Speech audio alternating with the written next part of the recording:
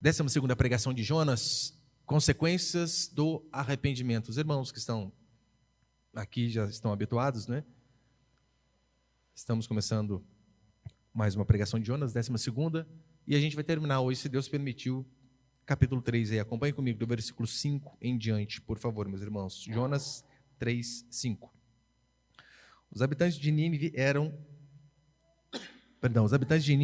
creram em Deus e decretaram um jejum e vestiram-se de pano de saco, do mais rico ao mais pobre. A notícia também chegou ao rei de Nínive. Ele se levantou do trono e, tirando o manto, cobriu-se de pano de saco e sentou-se sobre as cinzas. Então, fez uma proclamação e uma publicação em Nínive, por decreto do rei e dos seus nobres, que nenhum homem, nem animais, nem bois, nem ovelhas, provem coisa alguma, não comam e nem bebam água. Olha que jejum rigoroso, hein? Mas sejam cobertos de pano de saco, tanto os homens como os animais, e clamem com fervor a Deus, e cada um se converta do seu mau caminho e da violência de suas mãos. Talvez Deus se volte, arrependa-se e afaste o furor da sua ira, de modo que não morramos. Verso 10. E Deus viu o que eles fizeram, como se converteram de seu mau caminho, então arrependeu-se do castigo que lhes enviara, e não o executou. Até aí tá bom, olha para cá, por favor. Na última quarta-feira, eu preguei sobre a primeira parte aqui de Jonas, capítulo 3, onde nós vemos que Jonas, ele de fato proclama a mensagem ao qual Deus o tinha designado. E no hebraico, eu expliquei para os irmãos, essa mensagem ela era de apenas 5 palavras, literalmente. A nossa melhor tradução é essa daqui, né? Ainda 40 dias e Nínive será destruída. Apenas essa mensagem de Jonas. Olha, daqui 40 dias vocês vão ser destruídos. Acabou. Esse foi o sermão dele. E diz a Escritura que aqueles homens perversos, como diz aqui o próprio texto, eles eram perversos, já expliquei ao longo das quartas-feiras para os irmãos, eram pessoas extremamente brutais quando capturavam exércitos inimigos, arrancavam a língua, cortavam a cabeça, enterravam e deixavam a cabeça para fora, empalavam os seus inimigos, que é você pegar uma estaca, enfiar no orifício retal até sair pela boca e deixar fincado na areia para que a pessoa morresse lentamente. Eles descamisavam seus adversários, literalmente arrancaram a pele. Era um povo perverso. Então diz a Escritura que Jonas, ele vem e prega este sermão de 5 palavras. E o que fez, né? E você devemos perguntar, como assim? Qual o poder na mensagem para que aquelas pessoas perversas pudessem se arrepender tanto? Talvez se Jonas fosse um pregador contemporâneo, se Jonas vivesse no século ao qual nós vivemos, no mundo, no país ao qual nós vivemos, a mensagem de Jonas dificilmente seria essa daqui. Se Jonas vivesse em nossa época, talvez ele seria incentivado pela maioria dos pastores que parecem coaches a evangelizar da seguinte forma: Jonas, vá ao centro de Nínive, vá no semáforo de Nínive e ali pegue cartazes, sinal vermelho, pare ali, abra um cartaz escrito assim: Jesus te ama, volte para ele. Ou vá com uma camisetinha vermelha escrito: quer um abraço? Preciso de um abraço? Talvez Jonas iria por esse caminho. Mas você percebeu que não foi essa a mensagem dele? A mensagem que fez aqueles homens perversos se arrependerem de seus pecados foi a mensagem do juízo. Juízo, arrependimento. A síntese da mensagem de Jesus Cristo. Eles pegam 3 anos de ministério de Jesus Cristo e resumem em apenas uma frase, o conteúdo da sua mensagem. Sabe qual era? Arrependei-vos, porque está próximo o reino dos céus. É claro, não era só isso que ele pregava, não era só isso que ele falava, mas os evangelistas, ao sintetizar a mensagem de Jesus Cristo, eles optaram por usar esta frase: arrependei-vos, porque está próximo o reino dos céus. Esta é a mensagem que está na Escritura, a mensagem de arrependimento, de ira. Tanto é que Martin Lloyd Jones vai dizer assim: se nós retiramos a ira de Deus da Escritura, sobra bem pouca coisa para ser pregado. É por isso que realmente eu não consigo entender como, semana após semana, domingo após domingo, quarta após quarta, pregadores, pastores conseguem vir aos púlpitos, abrirem as suas Bíblias e nunca pregarem sobre juízo. Nunca pregarem sobre o pecado, nunca confrontarem, nunca pregarem sobre arrependimento. Ora, qual escritura eles estão lendo? Se nós formos só um pouco, honesto com a palavra do Senhor, nós veremos que este tema é um tema recorrente. É por isso que pregar de forma mais positiva, assim como nós fazemos, né? Não dá para pular. E você vê que constantemente Deus chama o povo ao arrependimento. Ele fala sobre casamento? Fala. Ele fala sobre como criar filhos? Fala. Ele fala como nos relacionarmos com as pessoas no trabalho? Fala. Como nos comportarmos em sociedade? Óbvio que fala. Como administrarmos nossas vidas financeiras? Sim. Essa é a sequência natural, a sequência lógica. Veja, aqui no versículo 5 e 6, os habitantes de Nínive, eles creram, eles jejuaram, eles se humilharam, eles se arrependeram de suas perversidades por conta do quê? Da mensagem. Até os reis e os nobres, não foi só o povão, não. Até os reis e os nobres, diz a Escritura, que eles se arrependeram. Então, a partir do versículo 5, o que nós vemos aqui é apenas uma consequência da mensagem que foi pregada no versículo 4. Qual a mensagem? Ainda 40 dias e vocês serão destruídos. O versículo 5 em diante é apenas a consequência. Se a mensagem de Jonas tivesse sido deturpada, adaptada ou diluída, ele não iria colher esses frutos aqui. Você percebeu que, infelizmente, é isso que acontece em muitos lugares? Porque a palavra, às vezes, nos machuca, óbvio que nos machuca. Então, os pregadores, em geral, eles fazem uma força ali, né, para, olha, vamos dar uma diluída aqui, porque vai que fulano gosta. Vai que fulano fica chateado. Então, com medo de chatear as pessoas, acabam chateando a Deus. Eu não estou dizendo, né? Chatear as pessoas por falta de sabedoria, por ignorância, coisa que eu já fiz muitas vezes. Às vezes acontece, né? Imaturidade, ignorância, falta de sabedoria faz com que a gente possa chatear alguém. Mas não pela palavra. Se a palavra em si ofender, a pessoa precisa reavaliar para ver se o que está ofendendo ela é a palavra ou o pregador. Na maioria das vezes ela acaba querendo dar uma desculpinha ali, né? Não gostei disso, daquilo. É porque é confrontada pela mensagem. Então não podemos entregar outra mensagem que não seja essa. Foi exatamente o que Jonas fez. Se ao invés de pregar o arrependimento, nós pregarmos apenas a segunda parte da Escritura, que é o reino dos céus, porque essa é a mensagem completa, né? Arrependei-vos porque está próximo o reino dos céus. Nós não podemos cair num extremo nem no outro extremo. Não podemos ser aqueles pastores bravos de tudo que só falam de arrependimento. Que até para falar que Jesus te ama, fala, Jesus não, você ama, mas também... Cuidado, fica latindo, né? Para falar que Jesus te ama. Aos berros. Mas não podemos cair, talvez, no outro extremo, que é muito pior. Aquilo que só prega sobre o amor, sobre o reino dos céus, sobre venha e Jesus te aceita do jeito que você é. Aleluia. Não podemos cair nesse extremo. Se deixarmos de pregar sobre a ira e o juízo de Deus, não haverá temor diante de Deus nas pessoas. É por isso que essa mensagem deve ser pregada constantemente. É tão certo que Paulo, quando ele vai pregar a Félix, em Atos capítulo 24, Félix era um governante. É mais ou menos um pastor indo lá no Palácio do Alvorada, pregar para os petistas, imagina, hein? Que coisa. Paulo, ele vai a Félix e olha o que diz, Atos 24. Passados alguns dias, vindo Félix e Drúxula, esposa dele, sua mulher, que era judia, mandou chamar Paulo e passou a ouvi-lo a respeito da fé em Jesus Cristo. Paulo estava preso, eles foram lá e chamaram Paulo. Dissertando ele acerca da justiça, do domínio próprio e do juízo vindouro, ficou Félix amedrontado e disse, por agora podes retirar-se. E quando eu tiver vagar, chamar-te-ei. Pregou sobre o que, Paulo? Justiça, domínio próprio e juízo vindouro. Então diz a Escritura que um rei, ao ouvir um servo do Senhor pregar sobre juízo vindouro, ele ficou amedrontado. Você consegue imaginar um rei apavorado de ouvir a mensagem de um simples prisioneiro? É isso que acontece na igreja hoje. As pessoas vêm e elas não saem amedrontadas.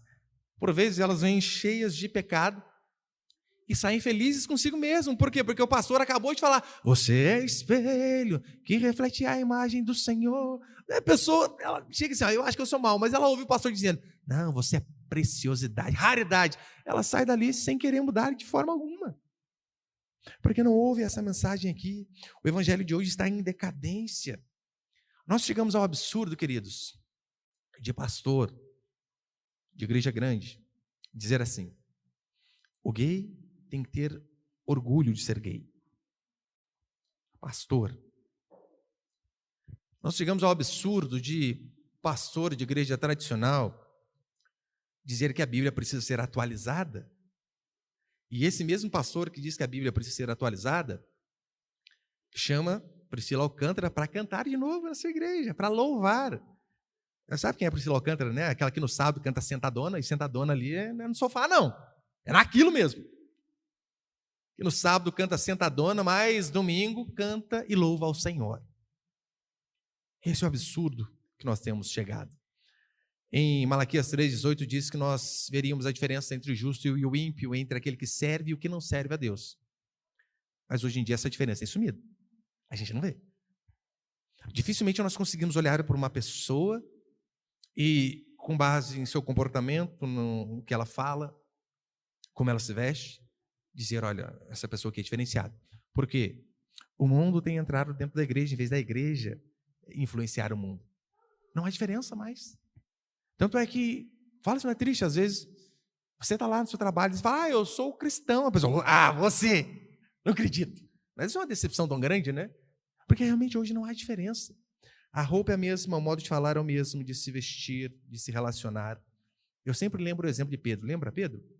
Pedro, ele foi reconhecido pelo modo que ele falava.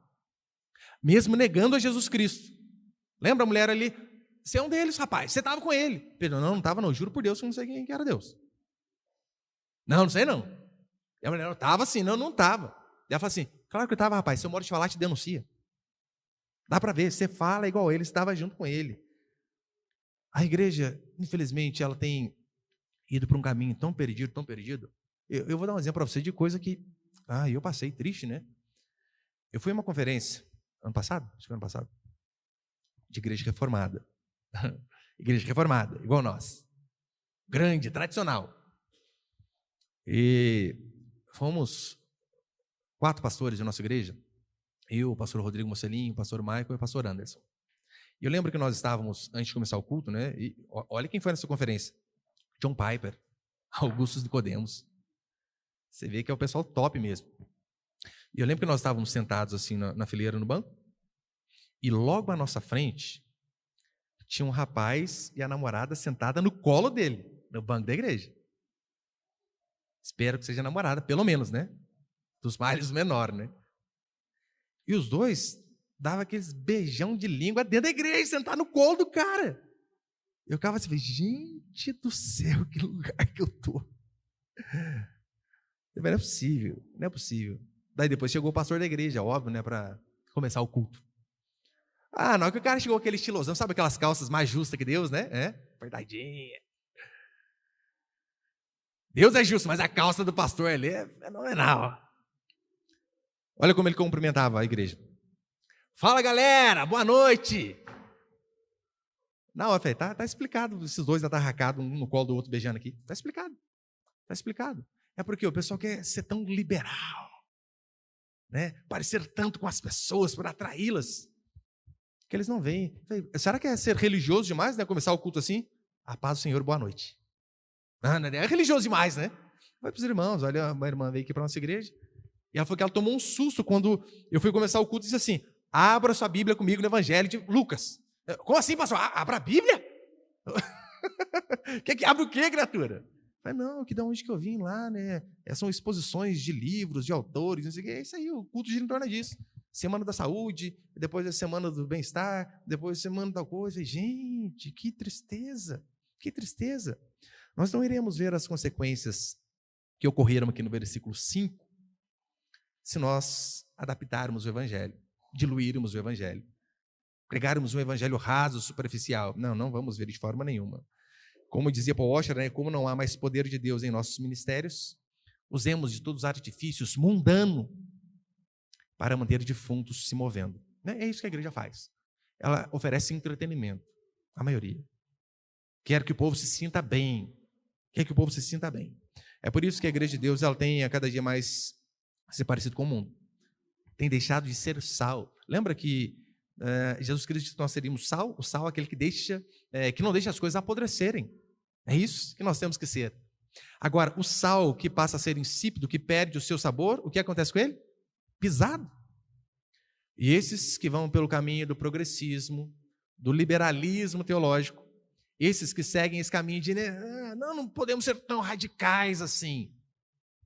Podem anotar, é questão de tempo. Uma por uma vai cair. Uma por uma. Porque eu sou profeta? Não. É o que a palavra do Senhor diz. Se o sal perde seu sabor, ele não serve para mais nada a não ser pisado. Segundo, põe ele, por favor, meu querido.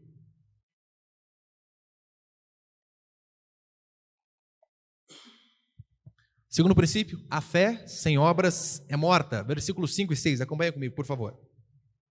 Os habitantes de Nínive creram em Deus e decretaram um jejum.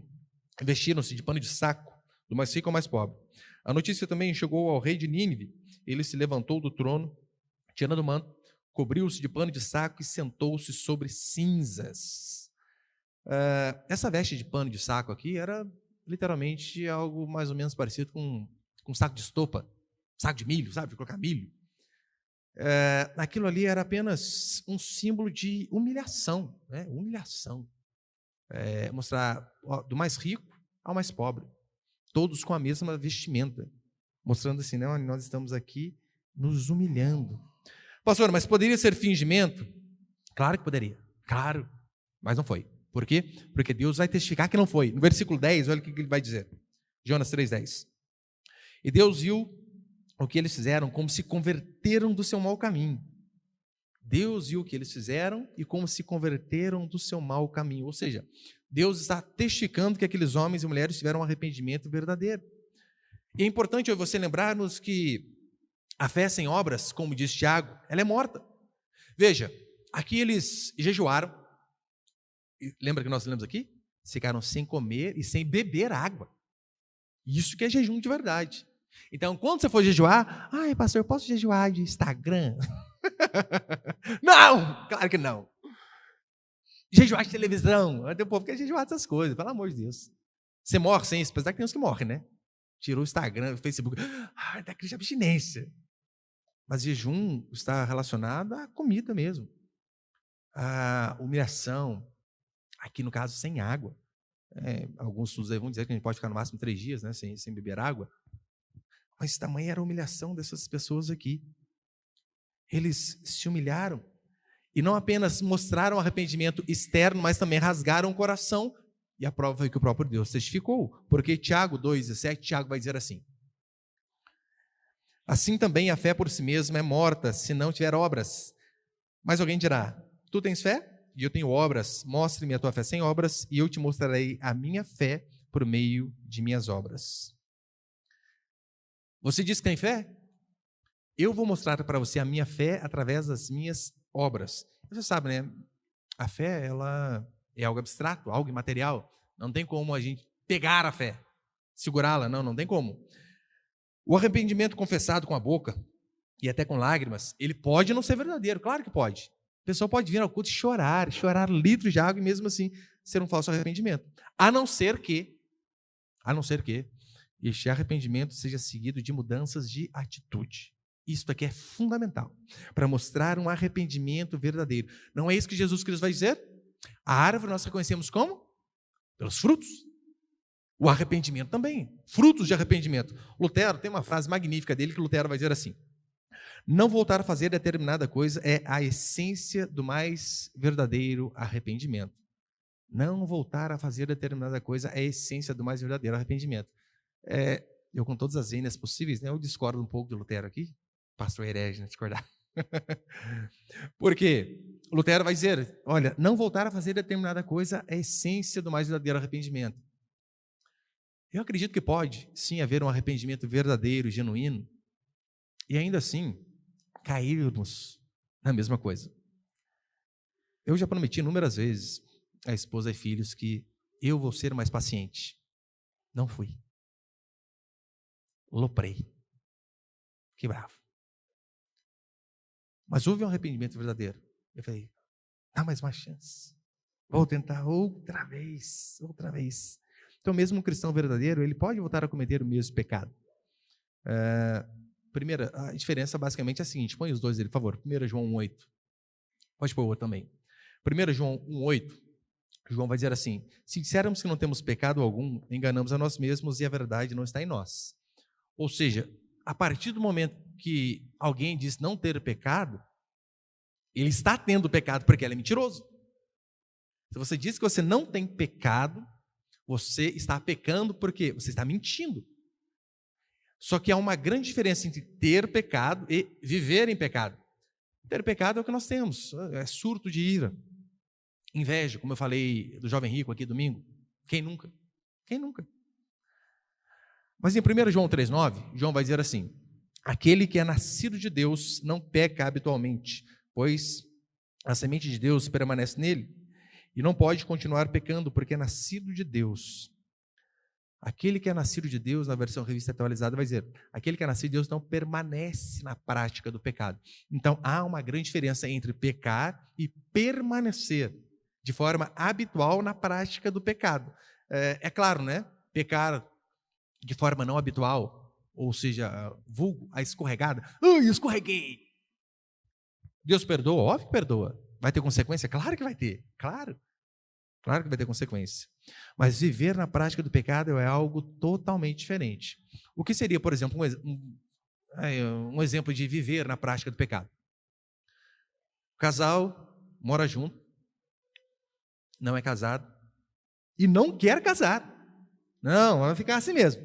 Para a gente isso aqui está ótimo. Não, casa, não. Uma vez tinha um casal na nossa igreja que, depois de muito tempo, a gente falando: fulano, vocês precisam casar. E a moça falou: pastor, a gente não vai casar, não adianta insistir. Por quê? Porque se eu casar, eu perco a pensão do meu ex-marido falecido. Aí piorou as coisas, né? Além de viver em pecado, é o morto que está sustentando a casa de vocês. Aí eu pergunto: irmão, você tem que sustentar a sua casa, rapaz. Deus manda você, que é homem, sustentar a sua casa. O defunto que sustenta vocês. Pastor, mas a pensão é gorda. Dane-se. Vocês preferem ir com uma pensão gorda para o inferno? É isso? Então, viver no pecado é a pessoa que, eu estou errado, mas vou continuar assim. É a pessoa que, uma coisa, eu durante esses anos já conversei com várias pessoas, por exemplo, com tendências homossexuais. Uma coisa é a pessoa ter tendência, a pessoa ser tentada em relação a isso. Outra coisa é a pessoa dizer assim: não, eu sou gay, Deus me fez assim e eu vou ser membro da igreja assim. É outra coisa totalmente diferente. É a pessoa, né, de fato querer viver daquela forma ali. É o cara, acha que é normal ter um caso extraconjugal, a família B. Absurdo, claro que é um absurdo. O sinal de um verdadeiro arrependimento que nós vemos aqui é a mudança. E essa mudança, deixa bem claro, ela não acontece apenas uma vez, ela acontece constantemente em nossas vidas. Acho que foi na pregação passada que eu falei da primeira tese de Lutero, quando ele colocou lá na porta do castelo de Wittenberg, lembra? O arrependimento é um estado constante na vida do cristão.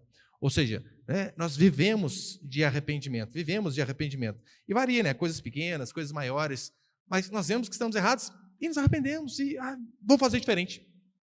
Minha esposa contava para mim a semana passada, atrasada, não lembro.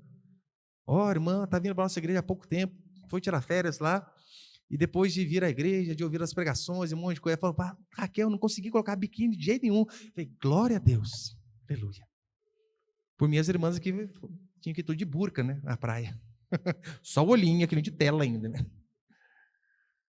Mas é ser transformado dia a dia e sendo mudado a cada dia. Jonathan Edwards, quando ele pregou o seu famoso sermão, Pecadores nas mãos de um Deus irado, dá até um nome do sermão, dá medo na gente, não dá? Pecadores nas mãos de um Deus irado. Uma vez eu fiz uma paráfrase, né? Eu fiz um artigo chamado Deus nas mãos de pecadores irados, que hoje em dia esta é a vibe.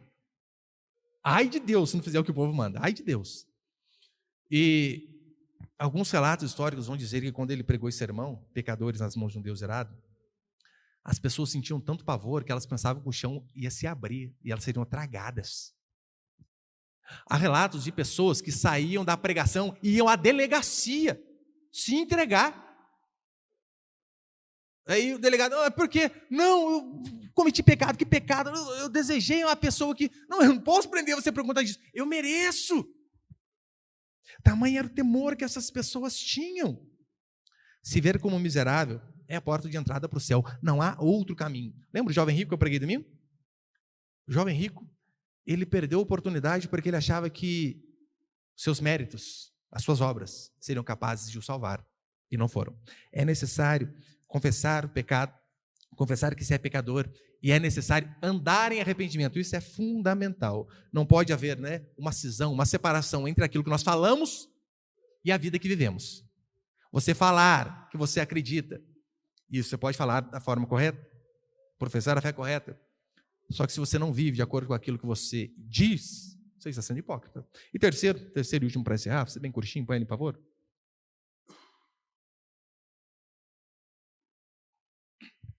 Terceiro, a misericórdia de Deus é uma possibilidade. Versículo 8, a parte B. Lê o versículo inteiro, vai. Diz assim: mas sejam cobertos de pano de saco, tanto homens como os animais, e clamem com fervor a Deus. E cada um se converta do seu mau caminho e da violência em suas mãos.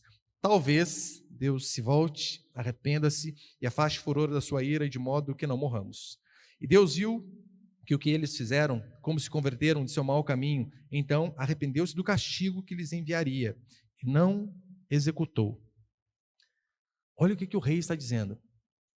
Arrependam-se dos seus maus caminhos, das suas perversidades. E pode ser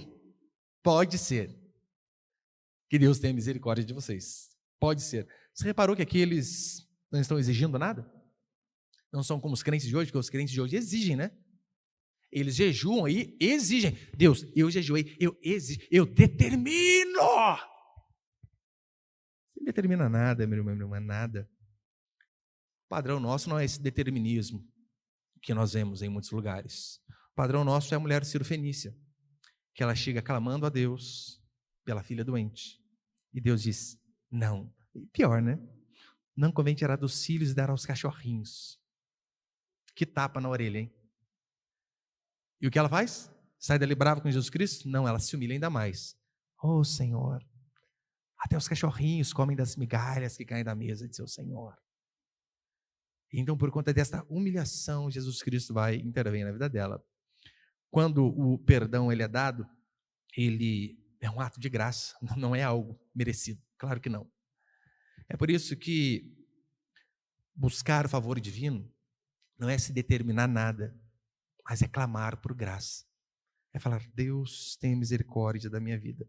E veja, se Deus condenasse esses homens e mulheres perversos, ninivitas, Deus estaria sendo justo. Eles não poderiam reclamar. Justiça. Da mesma forma, todos nós aqui, sem exceção, do mais velho ao mais novo, não sei se é meu filho, São Francisco, do mais velho ao mais novo. Se Deus condenasse a todos nós, lá no inferno nós teríamos que cantar aquela musiquinha lá do canal lá, né? Aqui é o meu lugar, onde plantei meu canteiro. É aqui mesmo. Merecemos. Somos dignos. Fizemos por merecer. Por quê? O salário do pecado é a morte. Paulo já tinha dito isso em Romanos 6, 23. Os ninivitas, ainda que suas chances de alcançarem o favor fossem escassas, ainda que fosse uma possibilidade, ainda assim eles seguiram o caminho correto, né? Se arrependeram e clamaram a Deus e mostraram o arrependimento através de atitude, mudança de vida. O resultado, Deus teve misericórdia daquele povo. Então, quanto a mim e a você, se nós entendermos que graça é um favor imerecido, que graça, favor imerecido é justamente para quem? Para quem não merece, gente. Não precisava explicar isso, né? Favor imerecido é para quem não merece. Se eu e você nos vemos merecedor de alguma coisa, nos vemos merecedores do reino dos céus, nós ainda não entendemos a nossa pecaminosidade. Não entendemos. Temos que aprender. Por isso a importância de nós nos vermos como indignos. E se assim nos vermos, pode ter certeza, as portas do reino dos céus estarão muito mais próximas de nós. Amém, meus queridos?